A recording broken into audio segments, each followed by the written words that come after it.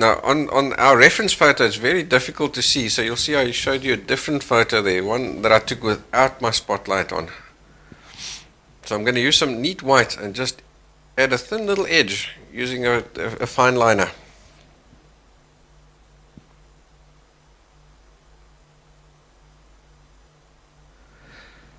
At this point, I was hoping that I would have enough contrast or enough color inside the actual face of the cheese for this little line to show up.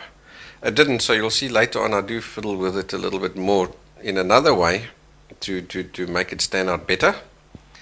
But I'm not going to let the cat out the bag yet. I'll let you wait for that one. So I'm just adding a white outline there to make sure that that is the lightest part on the whole cheese. And that is almost all the white we are going to use.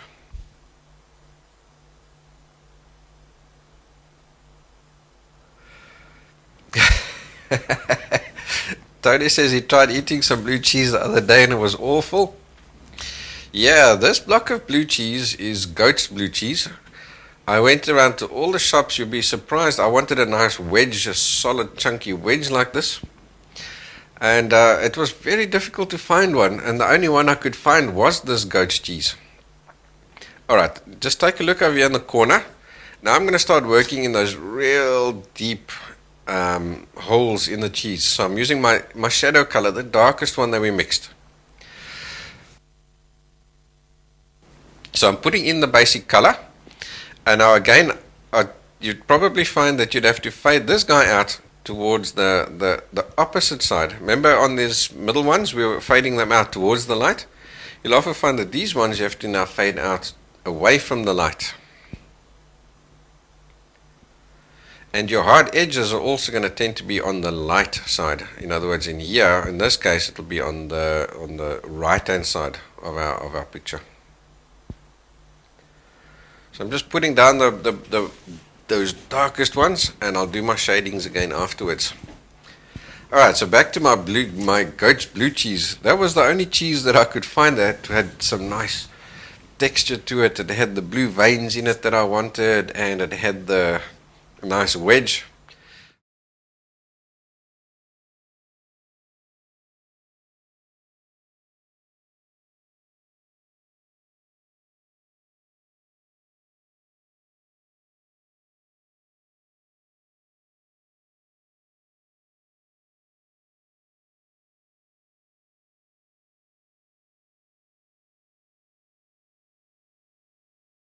Marion says she's built her shadow box from lesson 1 and bought a spotlight just like me. Wonderful. And how's your light shadow box working for you, Marion? Are you enjoying using it?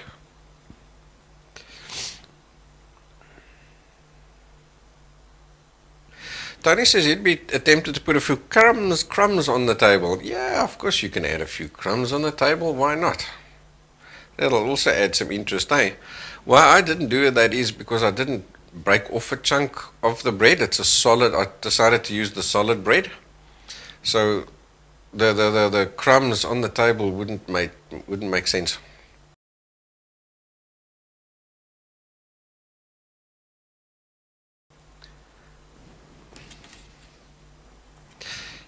And yes, of course you can add a mouse to it. Remember from lesson number 1, I showed you a painting where somebody had added a mouse into their still life.